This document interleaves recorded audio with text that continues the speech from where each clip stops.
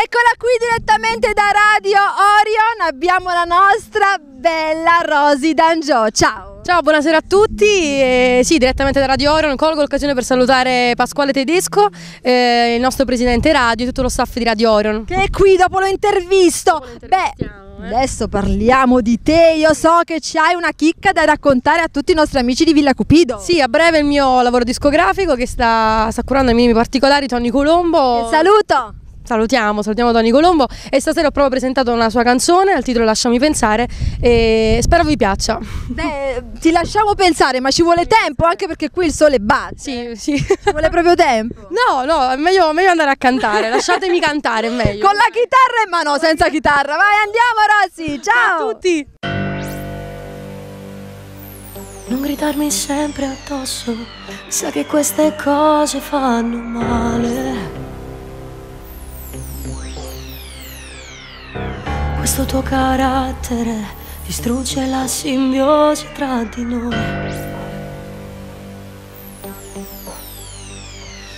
Resta un po' zitto, fammi parlare, devi ascoltare.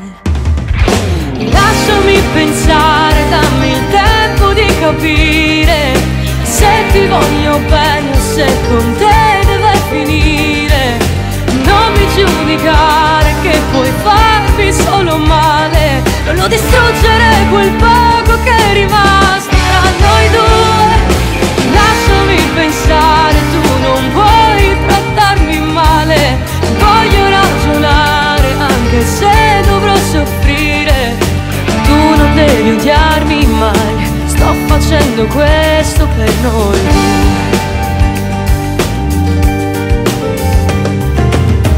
Il mio tempo dedicato a te, i miei giorni e tutti i miei sorrisi. Tutti quei regali fatti a me non sono serviti a cancellare tutto l'amaro, tutto il rancore che c'è nel mio cuore.